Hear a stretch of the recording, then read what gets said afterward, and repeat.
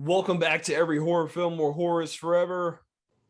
We're back with the Halloween franchise, and we are at one of the best installments. Just kidding. In the franchise, we're talking Halloween Resurrection. Jeff, we know we've been waiting to get to this one. I think we've had some positives to say here and there about a couple of these, even if we didn't like them that much. But I think this is where it's going to get a little bit fun, if you know what I mean. All right, let me get this thing started. I should have done this a long time ago. Look, I don't drink, right? I couldn't watch this without a little buzz, so I had to go out and get myself a nice Sam Adams Oktoberfest. You know, it's that time of year. Very I nice. do like this very much. I'm not even a drinker like that, and I do like these very, very much. Hey, there you go. This movie's not good at all. There's nothing good about this movie. And that's the review. I think we're good. That's a wrap, right? Yeah, I think we're done. Yeah, we Uh, covered it. you know, I like I stated at the end of the H2O review. This is one of the Halloween movies I grew up with, just because it was always on when I was a kid, and it was available to me on VHS when I was a little kid. So I grew up with this movie, and I know it's never been good, and it still isn't good at all. And I tried to give this movie one last chance, just one last sit down, thinking I was going to maybe have a Halloween 5 where I was going to sit down and watch it. You know what? It's not a good movie, but there's a point here and there that I liked. I can let you know that that did not happen upon watching this movie. There is there's not one good thing about this movie. There is one thing I like about this movie, but it's one of those, it's so bad it's good, and that's a little bit of Busta Rhymes, just because it's so bad that it honestly is very comedic to me in a bad way. But it's also a bad thing, but at the same time, it's so funny that I can't help it. Yeah, this is a movie, man. This is I'm just there's no getting around it, man. This might be on the list of worst movies I've ever seen in my life. Hands down. This is a bad movie. I've seen a lot of bad. I'm trying to think if I mean, this is a really bad movie. I but have to think. I mean, it definitely would be close on the list of some of the worst films of all time. I mean, there's definitely, it depends on what the criteria is. But So with the worst, well, I'll cut you off, but I'll let you finish. With the worst movies of all time, it's so easy to make the worst movie of all time. You know, it's so easy to make the Sharknadoes, to make the Velocipastors, to make the Birdemics, you know, the giant shark versus mega octopus or whatever it is. It's easy to make those, man. If they're low hanging fruit, they're the easy jabs, like they're the sucker punches. It's not hard to make the worst movie of all time. Now, I don't even lump those comedic so bad they're funny movies in with the worst movie of all time discussion, because they know what they are. They go into it trying to fail. And for that, I won't give them the satisfaction of ranking them on any list. They're nothing. When a movie takes themselves seriously and thinks they actually have a shot at being good, that's what makes them a contender for the worst movie of all time.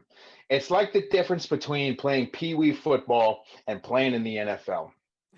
Nobody expects a Pee Wee football 8-year-old to play for the Patriots, right? Nobody expects that. So they're not going to rank them on the worst Patriots of all time. If someone in the NFL who's taking it seriously and playing on the Patriots, you could rank them in the worst Patriots of all time, right? So I don't rank comedy movies as the worst movies of all time. I put this one here because they take themselves a little seriously. Now they have fun, but they try. They try a little too hard and they fail miserably. they fail so bad. A question I have for you is, obviously this film is bad, but do you if they did it better, do you like the concept they went for at all? Do you like the found footage slash regular film style? Do you like the concept? Do you think it could have been executed better? I mean, or is it just like I don't care for any of it at all? So what they did is they went the totally boomer route with this, and they were like, "Let's be hip to the teens. Let's really try to capitalize on this new information technology age." Because in the '70s and the '80s and even the early '90s, we didn't have internet and talking on the phone and webcams and wireless and streaming. Like it sounds cool, right? It's they're trying to be like ahead of the curve and like the next generation of whatever. But it's the equivalent of making a movie in like 2010 or and 11 and trying to pass it off like you're cutting edge and you're in the future because you have a generation 1 iPad. That, that's basically what you're doing here. It's not going to age well because technology is exponentially improving. Like this time next year, we're going to have technology that is surpassing what came out yesterday, So they're trying to do something cutting edge here.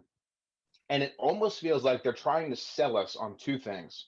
They're trying to sell us on HP computers and flippads and PDAs and webcams, and they're trying to sell us on reality TV, which was huge in the 2000s. I'll give it that. But when you try to do something cutting edge, eventually you're going to lap yourself in terms of growth. And there's a reason 78 it didn't feel like it aged like milk. There's a reason 88 didn't feel like it aged like milk. It's because they didn't spend so much time dwelling on trends of the now or trends of the future. They just were, So, dude, come on, man. You suck. You fucking suck, man. It's one of those where it's one of those movies that is for the current year, and then the next year after that, or the next couple of years, it becomes very dated. And at least with, I would say, at least with Blair Witch, obviously it's a found footage film, but it's done in a way that is, the story is good, it's made believable, and it doesn't feel cheap. I mean, obviously the software and the video cameras they're using at the time are super dated to what we have now, but you can still watch that movie and appreciate that. You don't feel the datedness on it because it's not trying to be, hey, look, we have cameras. It's just, that's just a part of the story, and you just go with it. Yeah, exactly. It just feels natural and not forced. It's so funny that you compare it to Blair Witch Project because I never made the comparison between this movie and Blair Witch Project until like now. I mean, Blair Witch was 99 and this one was 2002. Um, I hadn't even considered the found footage angle. I was too hung up on the reality show angle. Let me tell you, I don't think I talked about this. Blair Witch Project is one of my top 10 favorite horror movies of all time. It is an A in my book. It follows all my four cardinal rules. So you can never top it. I think it really added a new angle to horror that I think a lot of people were trying to jump on around this time. We were like, oh wow, this Blair Witch thing is on something. This found footage. This movie doesn't execute that well. It has cuts of found footage, but they didn't shoot it in the way that they were hoping to. And by that I mean you make the joke about Blair Witch and other found footage movies like, oh, you can't see what's going on, but in this you literally can't see what's going on in these found footage camera shots. It tried to hop on a train. It tried to sell you on stuff. It tried to seem cutting edge, and it sounds like the movie should open up with, "This ain't your mama's Halloween." Like that's what it sounds like. It should open up with, and I pushed back against that. I didn't like that at all. That I like that. That's funny.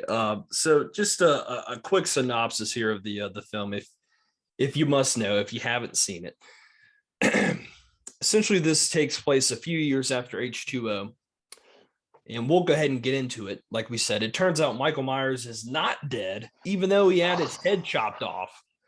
His head regenerated on top of his neck, and he is still alive. It's incredible. He Yes, truly and is supernatural. that's a feasible explanation. I really am glad that they went back with the regenerating head route. I think any other idea would have been completely phoned in and annoying. So obviously, it's a little trickaroo here. When Michael is laying on the table there, but In at the H2O. very end of H2O, and he's been stabbed, and the paramedics and the cops show up like they do in every movie. Whenever the paramedic is checking on him to make sure he's dead, he is not, of course. So he chokes him and crushes his larynx, and then he pulls a little switcheroo there, changes his clothes, puts his mask on that guy, and then he takes the paramedic's clothes, puts it on him, and then they think it's that guy. They think he is. They think that Michael Myers is him, but really he's the paramedic. So they take him, and you get to the very end of H2O, where really it's the paramedic that is in Michael's costume and gets his head chopped off instead. So here's my thing. Okay, fine. They retconned it. They retconned it. That's fine. It's one of the worst retcons ever, maybe the worst retcon ever. But I'll allow it. But what I can allow is two things. One, in no way, shape, or form in H2O, other than the very end when Michael sticks his hand out to Lori, there's never any attempt at all where this paramedic tries to let her know, warn her. I know he can't talk. I know she doesn't really know what Michael looks like, but what if he could have jumped out of the van on his own? He could have did. I mean, he could have did something to let her know that he is not Michael, but he still pursues her as if he is. That makes no sense at all. Now, let me tell you something. If I was a paramedic and Michael Myers switched costumes with me in order to trick Laurie Strode into thinking that I was Michael Myers, and my larynx was crushed and I couldn't make any sound, and she was hauling me off in a van, and I woke up in a body bag, let me tell you the first thing I'm going to do. I'm going to take off the mask. Yes. That's what I'm going to do. And I'm not going to reach for Laurie Strode and make her crash the van. I'm going to, even when I'm pinned against a log, take off the mask and be like, look at me. Something. So this retcon, it was there from the start. There's a backstory behind it. Mustafa Akkad will not allow Michael Myers to die. Have you seen the interview with Jamie Lee Curtis from 2012 where she explained why this went down the way it did? Yes. So I'll give you the short and brief version. Basically, any person who makes a Halloween movie is contractually obligated to not kill Michael Myers. They need to keep him alive. They can't have him finally dismembered or permanently killed in any fashion because there always has to be more Halloween movies. Jamie Lee Curtis said, "No, I'm only coming back if I can have my final showdown and I actually kill him." And they're like, "All right, well, let's just have it where she crashes the van and the body burns up again." And she rests assured that he's dead. She's like, "No, I want to see him dead. That's what went wrong before. Like, I need to see him dead. Like, let me finally kill him or I walk out of this movie." And Dimension, or whoever was making it at the time, they said, "Look, we can't do that. But here's what we'll do. We can trick the audience and trick your character into thinking that he's really dead. And you can have your decapitation scene on screen, and the audience will get the vibe that he's permanently dead, and you'll have that satisfying ending. Under one condition." He comes back for the sequel, and you find out that he's not really dead in whatever way we come up with, and you come back for that sequel. And she's like, "You know what? Make the bag fat and make me die in the first 15 minutes. And that's how I'll do it." And they did it, right? So we have that satisfying death in H2O, a nice close to her story. You can just pretend that resurrection doesn't exist, but they had it in the chamber the whole time that he was going to come back. So really knowing that the period between 98 and 2002 was the only peace of mind that you got that he was actually dead and his franchise was over. After that, you knew it was fake. So it just Such a cheap move, man. Stop milking the Yeah. cow. I mean, listen, I don't have a problem with them making more, Halloween films. I mean, obviously, I love the series, I love the franchise, I love Michael, but the way they went about it was just a big fu to everybody. I It was mean, shady. yeah, I mean, listen, if you want to, like we're getting ready to get after Halloween ends. Let's say, for instance, this is the end of the trilogy. Let's say Michael dies at the end, and then a couple years later you make a new film and you just come out and say, hey, you know what, this is a new timeline, this is completely different, has no association, we're starting fresh. Okay, fine. I can get behind that because I know this is not a part of the previous timeline, it's brand new. They could have started off brand new, they could have retcon a couple other, just the way they went about it was just poor taste, and they should be ashamed of themselves, and they probably have been for the past 20 years because this movie's 20 years old. That's crazy. Yeah, yeah, and it looks like it too. So Jamie obviously, so the movie opens up. Jamie's locked up, or not Jamie, well, literally Jamie, but Laurie's locked up in a psych ward because she killed the paramedic on accident, thinking it was Michael Myers. She's been locked up for the 3 years since H2O. Michael breaks into the facility she's held at, and well, let's just cut right to the chase. He kills off Laurie Strode once and for all. Can I make one point real quick before we get into this? Hmm. Do why must, at the beginning of every Halloween film, must some random characters give exposition? They're like, Michael Myers, the guy that killed the people with the knife on Halloween, he he's alive, he's killing people, no one's seen him, that's his sister. I'm like, listen here, asshole, I have the internet, I understand, I know. Even in 2002, I just every single movie they have, I understand they're trying to give a backstory to what the previous film was and what happened. Newer people are coming to see the film, I get it, but man, it's just so, every movie they just it, have to do it every it, time. this is the eighth movie in the franchise. First of all, who's coming to see this in the theaters as their first Halloween movie of all time with no idea what it is? Second of all, hey, extra with speaking lines. I've been here longer than you, okay? I know what's going on. You don't have to explain it. Unless you're changing something in the timeline, you don't have to tell me again that he murdered babysitters in 1978. We get it. We really do. Exactly. So, all right, now I will let you go back on your point about Laurie Strode finally getting killed off. So 3 years after H2O, he tracks her down to the facility. She's got her long hair again, just like in the first movie. And yeah, something happens, something happens, something happens. They get up on the roof. Laurie's finally got him strung up in the chains. It's like she set a trap for him. First of all, you're in a mental facility. How do you know when and where to trap him in a crane on the roof? Let's ignore it. Whatever. You got Michael chained up on a crane, upside down, hands empty, right? He's just dangling there. She's getting ready to drop him to the ground. Like, are you ready to die, Michael? And she pulls back because she's like, wait a minute.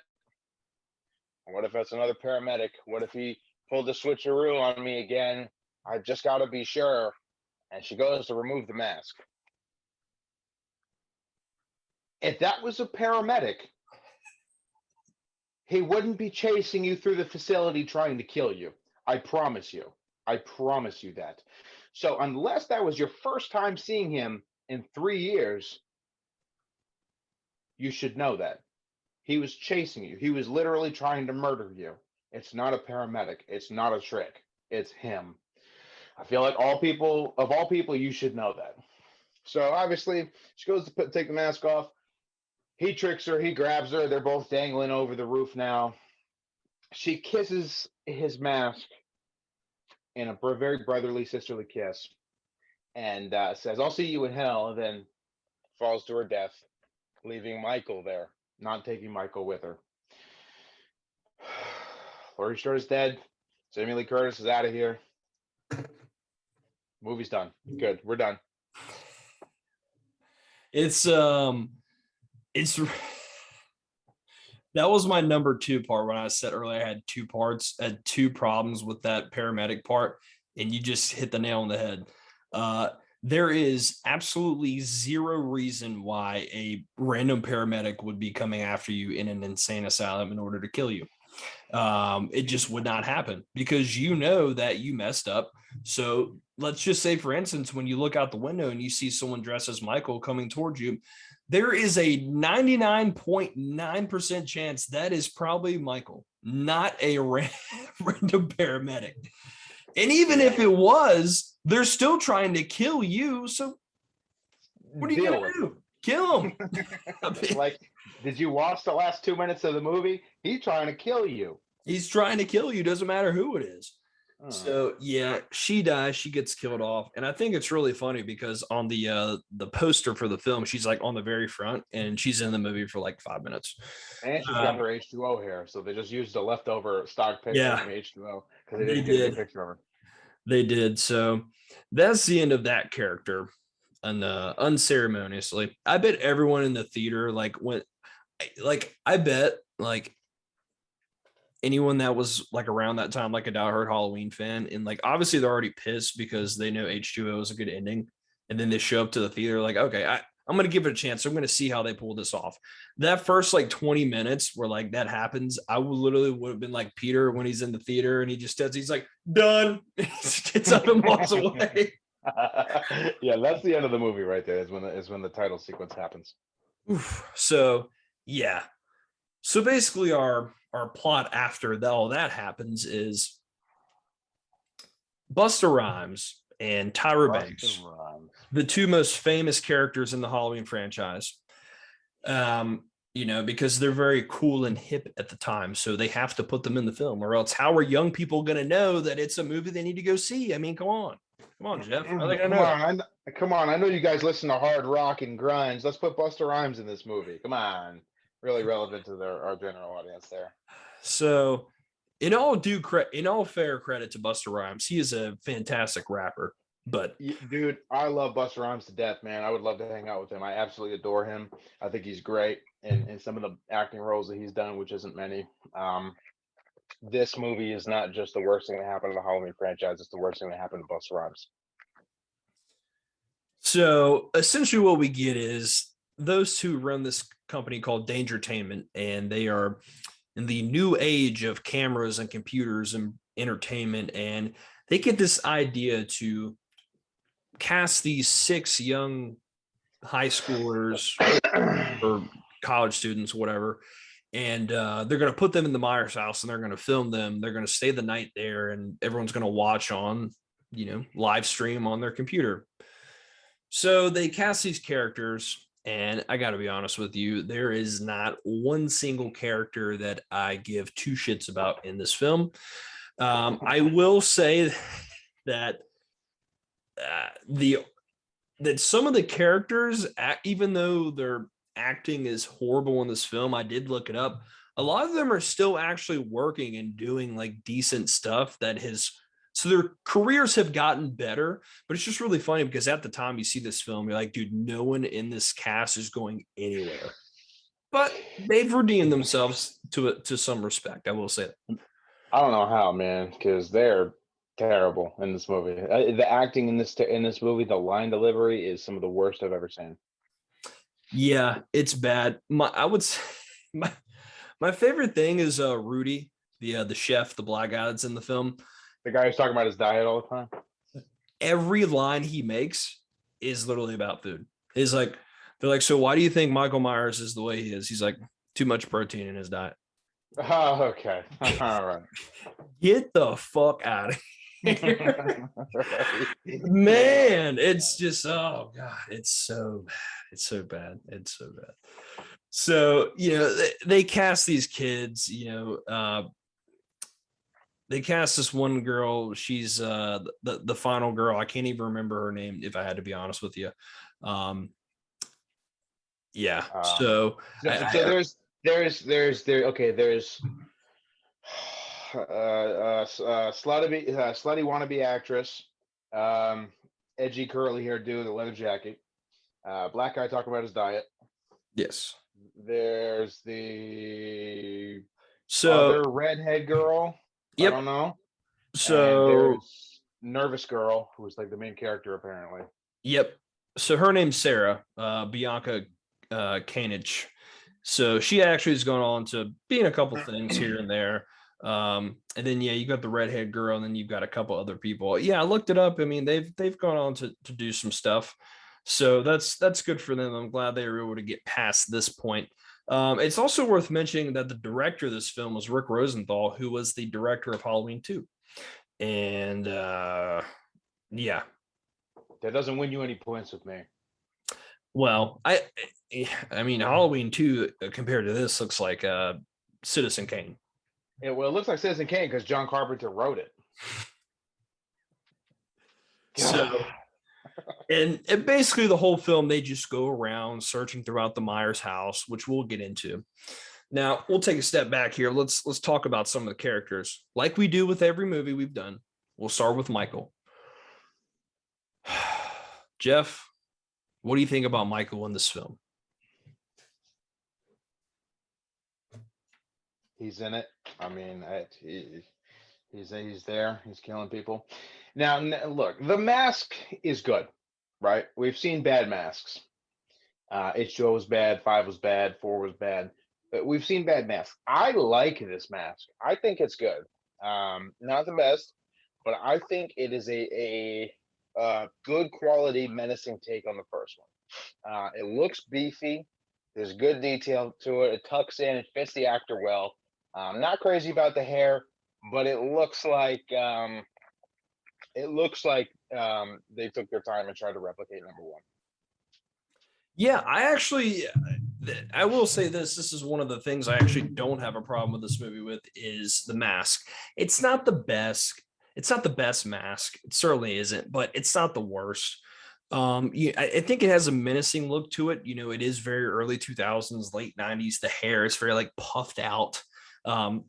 It's very, very interesting. But the mask itself, it's fine. It's not the worst. It's not the best. So they have the look right. Brad Lorry is the character who plays Michael or the actor that plays Michael in the film. He does he does an okay job of moving around. I mean, he's not the awkwardness that was H2O. He's not the like hunky, like weird shifting in Halloween 4. You know, he's fine. Michael is not the biggest. The way they portray him sucks and the things they do to him, but the mask itself and the actor's portrayal it's fine. It's not the worst. Yeah, he passes in this one. It's a pass in my book. It is. I did want to mention this on the H2O review, so I'm going to say real quick. Actually, while I was looking the other day, the H2O mask that was used on set, the one that we see for the most part, is actually on sale at some website on an auction right now. Like the official one? The official one that was worn in the movie. Wow, is it CGI? You're fired. Yeah. Yes. No, that'd be cool. How much is it going for right now? I didn't see. I just saw that it was. I'm gonna have to look it up. I saw it was on. Someone posted it on Reddit that it was up for sale on auction. That'd be cool to have. Bad movie or not, that'd be cool. That'd be cool to have. Yeah. So Michael's not the worst in this film. That our main cast of characters we don't care about. Busta Rhymes. In the very, very for pretty much most of the film, I can't stand his character until pretty much the end when he just becomes like Kung Fu Ninja. It's so bad, it's good. Tyra Banks does nothing. Then you have this other guy named Deckard. This is like one of the early versions of AOL chat or Yahoo, or I don't know. And they're like pen pals and they write each other and they talk. And he actually helps save her at the end by watching this live stream in front of everyone at this party that we're at. It's a very interesting plot. He's supposed to be the man in the chair. He's supposed to be like the guy who's got the inside scoop and saves the main character in a very tech savvy way for the new 2000s. Let me tell you something. She had a PDA. She had, I believe it was an HP. It was a stupid little thing with a plastic cover that you flip off. It was a PDA. That's an electronic calendar. And you're telling me that she not only has signal for live chat capabilities like texting and AIM, but the texting that it does is so accurate and so efficient that you can see letters as he's typing it in a different state on a different machine in 2002. In 2022, if I send a message through Instant Messenger, Snapchat, text, whatever, you have to wait till I type that whole thing out and I hit send. All right, you're telling me you can live stream the letters as he's typing it? What if he makes a mistake? Of course he doesn't. But no, no, you don't get away with that. You're not selling me anything. I'm not buying a PDA. Okay, I'm not doing it.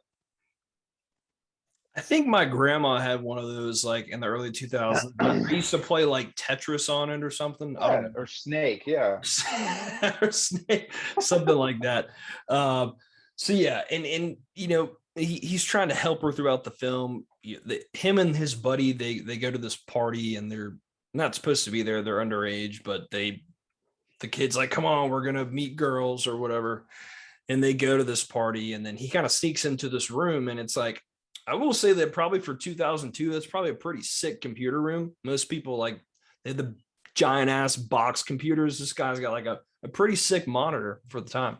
That was probably $1,000 back in 2000. Probably was. And he just in there and he sneaks on the Dangertainment site, which is another thing I found interesting. I don't really remember too many like grade A live streams happening like in the early 2000s where you go to a website, you just click on it, it pops up. Like I figure that would be moving slower than a snail's pace. Dude, I'm pretty sure dial-up still existed in 2002. And even if you had the best system on the planet, talking about live streaming, what, a dozen cameras from across the country in a different time zone? No, dude. Just no. Dude, I can barely like find a live stream that works for like an NFL game I want to watch like randomly. Dude, it's 2022 and I'm talking to you on a Zoom call and I sound like shit. You're telling me in 2002 that you were doing better than me right now? No, you weren't. Hey man, Deckard, he's got it going on. Yeah, I guess. So throughout the movie, they're searching throughout the house and all the characters, you know, they're the blonde haired girl and the guy with the dark hair. They're, you know, he's kind of hitting on her because she's got big boobs. And then you got the rock star kind of looking guy with the leather jacket. He's hitting on the smart, nerdy, red haired girl. And then, you know, Rudy's just going around talking about food and recipes and stuff like that. And then you get this scene where they like open up this like little closet in the kitchen and there's a high chair with like straps on it, like Michael Myers was like, and a padlock on it. He was like locked up as a kid. Like they're like, come here, sit down. You need to eat. So they strap them down and they're going throughout the house and they find like weird like toys and stuff that just looks like something you bought at like Party City. You're like, oh, I'm having a Halloween party. This looks like a cool little decoration. Yeah. And then, yeah, eventually Michael actually shows up and he starts killing them. But I will say probably my favorite scene in the whole film, just because it's so funny, it's bad, is where obviously they figure out that they've set all the stuff up in the house. Because think about it, this house has been sitting here abandoned for so long. You're telling me all that stuff has been left there in place? Like, dude, that shit would have graffiti everywhere and there would be nothing left in there. They were throwing rocks in the window in the second movie. You know, that place would be squatted in. That place would have been condemned and demolished by now. I mean, it's been about 30 years, 25 years. You know, come on. You're telling me there's freshly undusted furniture in there and actual like children's toys that were probably made in the 90s in there? Come on. Yeah, and later on in the film we get down to like the sewer, which I don't know if this is some sort of play for Halloween Ends, because Michael apparently lives in a sewer in the timeline, but he's living down there like underneath the house. I'm like, what kind of secret like agency tunnel is in this in this film? He's like underneath, like living underneath this house. It just doesn't make any sense. I don't think it was ever explained that there's a hatch with a lock and key that leads to a secret cellar with a chained up harness for like a prisoner on the cement wall. And obviously, we find out that there's a pile of bones and carcasses in there, which is supposed to be like spooky, but then it's revealed and they were props put there by Buster Rhymes and the entertainment to kind of boost the watchability of the show. Like, okay, I get that, right? And also one of my favorite line deliveries of this movie is when it focuses way too long on the price tag of one of these bones, one of these prop toys. He goes, "Made in fucking Taiwan." I watched that. I was like, "Oh god." So there's props put in there. So I think the idea was to not know what's real and what's not. There was an explanation down there.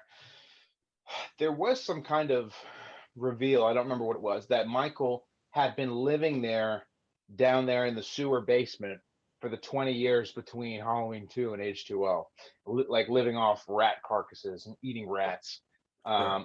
That was the explanation that was given there, and that's why there was a sewer basement. But dude, it's all kind of a blur. Like,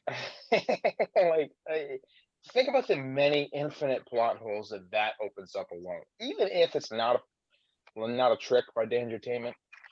You're telling me he lived in a sewer for 20 years when nobody knew what his face looked like? He could have just taken off the mask and gone to Arby's, driven around town, which he loves to do. Like, dude, take off the mask and go live. Get a job, man. No one knows who you Yeah, are. man. Go remodel the Myers house. Like do Yeah, instead you're gonna live that you're gonna live down there in the sewer eating rats for 20 years. Come on. So yeah, that happens. And then I did forget to mention, this is one of my little favorite parts. It's stupid, but they're sitting there in the living room and they're like debating on like, all right, do we actually need to walk around the house when they first get in there? And the Jim, the guy that's got like the leather jacket, he's like, we don't actually have to do anything. You got to sit here. And she's like, don't we owe it to the people to like walk around the house and figure out what happens? He goes, all right, fine. The devil made him do it. Okay, I'm done. I love that. Yeah, that was a nice little nod to explanations that we did or didn't get. He's like, the devil made him do it. I'm like, okay, cool. Movie's over. Thanks for explaining it. Thanks. Better than a cult. Better than Oh man. So yeah. And then we get this one scene where they're kind of start to figuring it out that it's all staged. And which, you would have thought that Buster Rhymes probably would have prefaced that before they got in there, because most pretty much all predetermined reality TV is like, hey, I'm just letting you know, obviously this is fake. Just go in there. You know what the deal is. Just act surprised. And yeah, I don't know. He didn't tell him that. So I like the scene where he's walking around dressed up as Michael and then Michael's behind him. I'm like, oh. Well, we got to talk about that scene. Okay. We can't just skim over that. We got to talk about that scene. First of all, he's dressed up as Michael. Buster Rhymes is dressed up as Michael Myers because he's trying to spook these kids. And the actual Michael is tailing him right behind him. And he thinks that it's his partner on the show who's like doing the same thing he is. He's like, man, come on. I told you I'm doing this. Like, can't rely on you for anything. Go check the cameras or something. And Michael Myers is just standing there. And Buster Rhymes, listen to me. When I die, there's going to be 8 words on my tombstone. It's not going to be my name. It's not going to be my date of birth, my date of death. It's not going to be anything. It's going to be 8 words. Those 8 words are going to be scoot, skedaddle, get the fuck out of Dodge. Those are going to be my 8 words on my tombstone. And that's going to be it. Because obviously, those words were good enough to put on a screenplay. They were good enough to give to a producer. They were good enough to give to a director. They were good enough to give to Buster Rhymes, one of the best lyricists of all times. They were good enough for Buster Rhymes to say out loud. They were good enough for the editing crew to say, no, we're not going to cut that at all. We're going to keep that in the movie. And it was good enough to show in theaters. So obviously, scoot, skedaddle, get the fuck out of Dodge is a very good line of dialogue, right? It's funny, everyone in this universe seems to talk about how bad of a person Michael Myers is, but They sure have no problem cosplaying him in almost all the films. Yeah, right. It's an it's a poor taste thing, dressing up as a serial killer. Like, can you imagine the people dressing up as? Well, I guess now this year there will be people dressing up as Jeffrey Dahmer. Like I But take that back. I totally see it now. yeah, but like let's think about it in like a real life perspective. Like if Michael Myers was an actual serial killer, all this stuff happened, there wouldn't be people selling the costumes. You wouldn't be able to buy stuff like that. There wouldn't be people dressing up. I mean, like you said, like the most notorious serial killers in our real life, you don't see anyone dressing up as John Wayne Gacy going around No. places. I know it's a movie, but it's just, I don't know. It's always weird to me. Yeah, it's not like at least the older movies like 1, 2, and 4 like made an effort to explain how Michael got his mask. But it seems like after 4, it's just like he has a mask. Okay, but it looks different than last time. No, he's had it. Nope. Yeah. Okay, did he get it from the store? Like, what did he do? No, he had it. He has the mask. Okay, thanks. So, yeah. So, and then that scene, he's like pressing on Michael's forehead. He's like, "Oh, I need you to go in the garage." He's like, "Okay, I'll go there and kill your girlfriend. No problem." Yeah. And yeah, so he goes out there and does that, and then once we get the first real like sign that everyone kind of notices that, oh shit, Michael's in the house. I will say this is a pretty a decent kill. I don't care for much of the kills in this film, but I do like the scene where the blonde haired girl's at the top with Michael and they think it's Freddy. Like, oh, you're so funny, you're screaming, "Ha, it's Freddy!" And then he just slices it off with one swoop of the knife. And it's funny because if you look like where her head got cut off, you can see like it's like the prosthetic like prop inside it. Like it doesn't even look like a spine. It just looks like a bunch of plastic in there. I don't know. Yeah. Yeah. And it makes you wonder, like, but between Scoot Skedaddle and that scene, there was a sequence where Busta Rhymes bumped into 3 of the teenagers, and they were like, "Ah, it's Michael Myers." He's like, "No, it's me, dude." And because one of them hit him with a wooden post and was trying to kill him, and Busta Rhymes had the audacity to be like, "Dude, why are you hitting me?" I said, okay, well, first of all, he dressed up as Michael Myers, isn't that the whole point, right? So he's like, "Oh no, it's me. Just play along, and you'll get a good cut at the end of this financially, right?" And so they're like, "All right, yeah, we're gonna be scared." And then a minute later, Michael Myers, the real Michael Myers, makes a kill at the top of the stairs, cuts someone's head off. So that whole sequence about playing along with it and pretending that Freddy is Michael, it goes nowhere after that. So what is the point of even dwelling on it? Like even making that happen, like I'll give you a cut if you just play along. No part of the story from then on out focuses on them playing along with it. It's just what is it? It's another scene for them to add in the movie. Yeah, we needed all of those, didn't we? Yep. So at that point, Michael starts killing off everyone pretty much, and then it's pretty much gets down to Busta Rhymes and Sarah, and they're running throughout the house and all this stuff. Do you know that in the very beginning where they're doing like the interviews for like the cast members, the part where like the cameraman's like hits the light and it falls and she screams really loud? Yes. Yeah, and it breaks the freaking glass across the room. Yeah, so the actress in the film actually could not scream that high, so that's someone else's scream. That's like a voiceover scream. Yeah, it's not her actual voice. And they dwelled on it so much and they were like, "Oh, she's the scream queen we want because she broke a glass with her scream that it wasn't even her scream."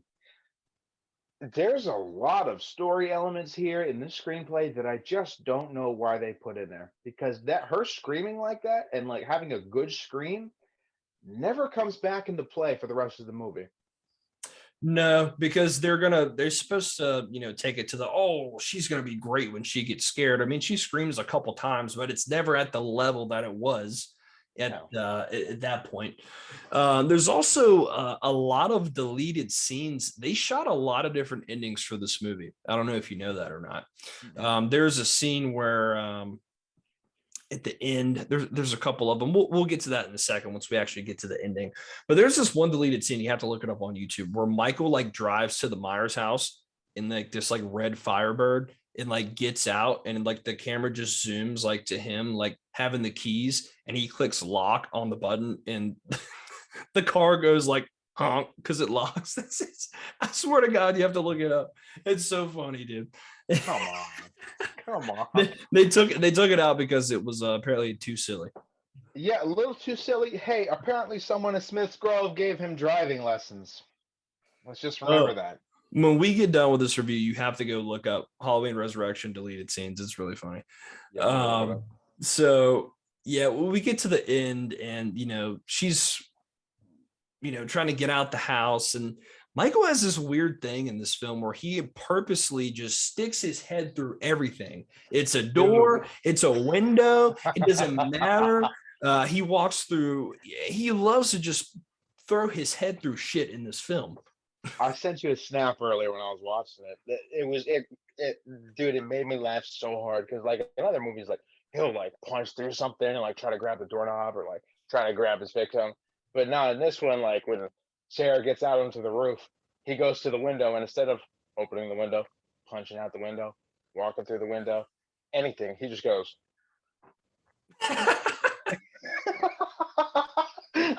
Come on, man. And then she just like kicks him in the head and he's like, boom.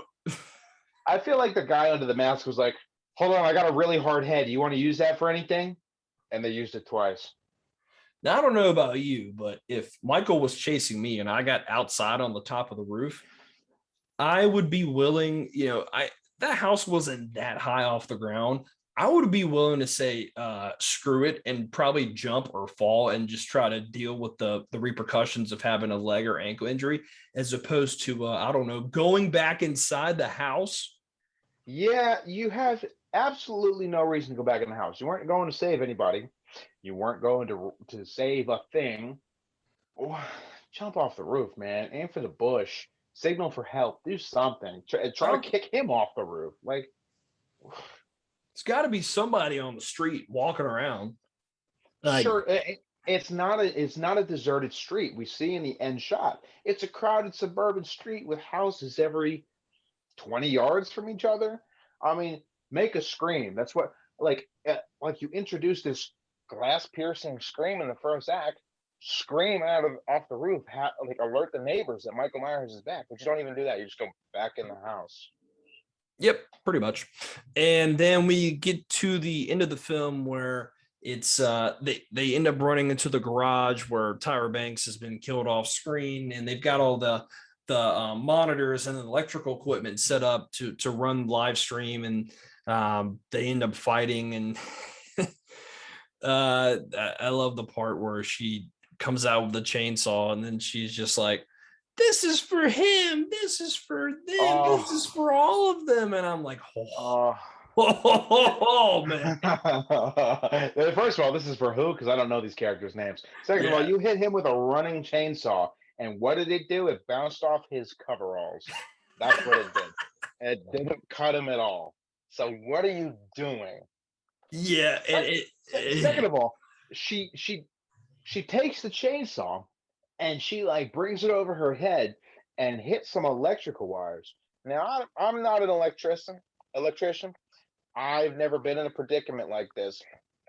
But look, if you tell me there's two possible outcomes, one, the guy in front of me gets electrocuted by lightning, or two, electricity goes through my chainsaw, through my body, into the floor. I'm going to take a soft bet that it's the latter of the two. I would agree. You just hit an electrical cord with a metal chainsaw. Yeah, I did realize that too.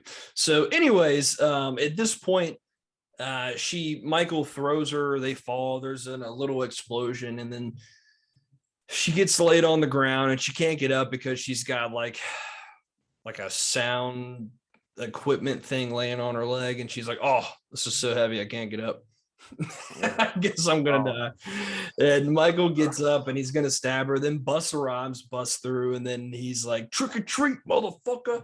And then they fight, and then Michael gets electrocuted in the balls. he falls into the power lines, and there's a fire, and Michael burns to death for the second time in this franchise. Look, all right. Now, build a time machine. Go back to 1978, opening day of Halloween. People getting out of the theaters like, wow, the babysitters were just murdered. We'd never seen that on screen before. Come out of the time machine, go right up to these people leaving theaters and say, yeah, you like that? Well, stick around. He'll get electrocuted in the balls by a rapper. I'd be like, what's a rapper?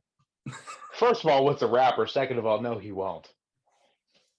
This guy is crazy. So, like I was saying a little bit earlier, there are a bunch of deleted scenes, and there were a couple different endings for this film. I'm not sure if I'll mention all of them because I can't remember all of them off the top of my head, but there's a scene where Busta Rhymes, he does something I can't remember. There's a scene where Deckard actually shows up and busts in the garage and saves Sarah. He leaves the party, he busts in there, he does that. And then at the end of the film, which they still have it in there, where they're talking to the camera crew and everybody's asking them questions, which I love, because the whole before the movie, Busta Rhymes is like, yeah, like entertainment, like we're gonna fake people and reality TV. And then at the end, he's like, no, reality TV's bad. Get these cameras out of my face. It's like, oh, nice change. What a change of heart you had. It's crazy. Wow, what a character arc, man. This is good writing. Yeah. Hey, I believed in reality TV. At the end of the film, I didn't anymore. That's my character arc. Yeah. There is a deleted scene though, where at the where they unzip at the end, she's like, I want to see him. And then he's like, okay, well, he's, it's pretty bad. Unzips it. There's a part where he actually comes alive. And then I can't remember who it is, either Busta Rhymes or the girl. They actually take an axe and like slam it into his face, which is actually pretty cool. I would have liked that ending. But even though you can't do that, because he would have had to kill another paramedic to put in the jumpsuit for that to happen. And there's a couple other deleted scenes as well. They shot a bunch of different ones, but they ended up going with that one. And then they have another deleted scene where Deckard shows up at the end, and he's like, it's very weird. Like, he just is like, I'm glad you're okay. And she's like, thanks. And then like, he doesn't kiss her or anything. Like, it just ends. Like, he doesn't like get the girl. He just shows up and he's like, hey, you're welcome. It just doesn't make any sense. Yeah, there's no good way to slice it. But it ends with them being like, I want to see his face. And they unzip the body bag and they show what is apparently Michael Myers' face. And Busta Rhymes is like, yeah, you look real crisp, yada yada, whatever, dude. And they cart him off, and they're like, oh, did you really see his face? Like, is he dead for real? And then they take Michael Myers to the morgue, where his mask is burnt to a crisp. There's no hair on the mask. First of all, if the mask was on the whole time, then you didn't see his face. You said, I want to see his face, and then looked at his mask again. Correct. What? So they take him to the morgue, no hair on the face. It zooms in, and as every 1997 through 2004 movie does, it ends with the bad guy opening his eyes like the giant chicken in any Family Guy fight. Like, he's not really dead. So let's. I want to jump in there. So let's say, for instance, at the end of this movie, the paramedics have him, and they've taken him to the morgue. Now, in this timeline, this is ignoring 4, 5, and 6. So we have Halloween 1, Halloween 2, Halloween H2O. Now, between all three of those films, he's killed a lot of people, including his own sister, 2 of them. So at that point, we know how much of a threat he is to society as a whole. We've been through this before a bunch of times. We've even been through in this timeline the part where he gets burnt up. At this point, does no one think maybe the mayor of Haddonfield, the mayor of the city, the governor, the president of the United States at the time, somebody was like, you know what? We should probably fucking burn this guy into a billion pieces. But nope, we're going to take him to the morgue because we got to make sure that it's him. Listen to me. If the Zodiac Killer or Ted Bundy or John Wayne Gacy or anybody had committed murders, faked his own death, committed murders, escaped death. Committed murders, escaped death again. By the fourth round of him doing that, okay. They kill this man. Like, cut his head off, remove him. Like, I get it. Like, Laurie's dead, Loomis is dead, Brackett's probably dead. Like, everyone from the original installment is gone, right? So no one really gets the gravity of this person. But dude, if you told me that Ted Bundy was laying there on a stretcher in front of me, you know what I'd do? I'd make sure he got twisted with the biscuit right there in front of everybody, because that's what needs to happen. So it's just negligence at this point that nobody actually kills him. But you can thank Mustafa Akkad for that. Like I said, I'm fine with him staying alive. They just say, we're going to start a fresh new timeline. That's one thing. But at least at the end, you had the chance to kill off that timeline and start something else, which as of this moment, that is the current end of that timeline. It is possible they go back to it after Halloween ends, but at the end, that is it. So Halloween Resurrection. Jeff, it's time for a grade. I know you've been waiting to do this one for a while. Oh, give me your grade for Halloween Resurrection, A through F. I have not been waiting with bated breath for this one. I promise you that. They got the mask right. And that's about it, man. I'm gonna give this movie an F plus. F plus. Now notice. No, you know what? Fuck that. This movie gets a flat F. Notice that it's not an F minus. It's not an F minus. It can go one tier lower, a little bit lower, but you just got a flat F. You just failed. There is nothing salvageable about this movie. This is a bad movie. This is an offensively bad movie. This is basically a middle finger to everyone who stuck with the franchise this long. This is horrendous, okay? If you sent him into space, it would be less horrendous. This movie is not good. It's more of just like a what if crazy idea that they decided to go with because they literally had nothing and no storyline to follow. This movie gets a flat F.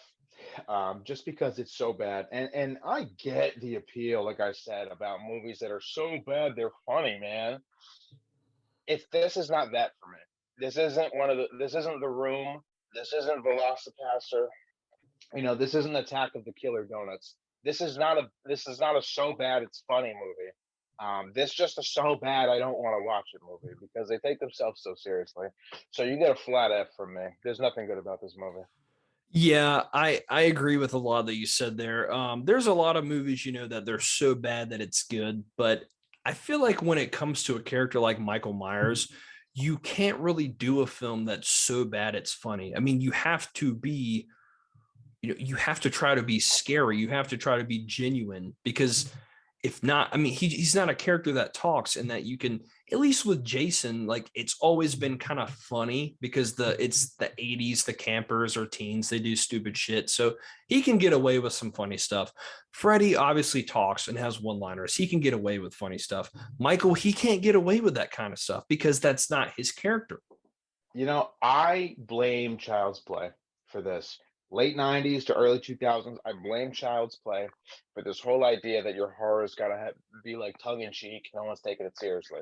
Because after, obviously, Child's Play 3, you start getting into The Bride of Chucky and the abysmal Seed of Chucky and these movies that are so bad they're good, man, because they don't take it seriously. They know what they're doing. They're just showing you their ass at this point. This movie is not that. And Michael Myers will never be that character. People are so invested and they don't want to root for Michael. They want to root for the character. So let everyone else turn goofy. Let Jason go to space. Let Freddy Krueger turn into a giant worm or something. Let Chucky have a offspring. Let that all happen. That's fine. But just leave Michael Myers out of it, man. There's nothing funny about it. Yep, not at all. So with that being said, I'm going to agree with you there. This movie gets an F for me. The only thing they got right in this film, and it wasn't even the best version of it, but the mask is fine. I'm okay with it. The portrayal of Michael is fine. I'm okay with it. Um, the something else I didn't mention is it's a rendition of the score from like the early 2000s, and the sound effects. They do like this like sound effect every time they cut, and it just it's bad, man. It's bad. It's so bad. Yeah, and I love Buster Rhymes. I got nothing but respect for Buster Rhymes, but he knew it was a joke, man. And even him overacting and doing the like doing the nonsense that Buster Rhymes is doing. Like, thank you for giving us some kind of silver lining in this movie where there is none. But make no mistake, it's only because it's in this movie that is a positive. If it was in any other movie, it would be the worst part. But so you're it.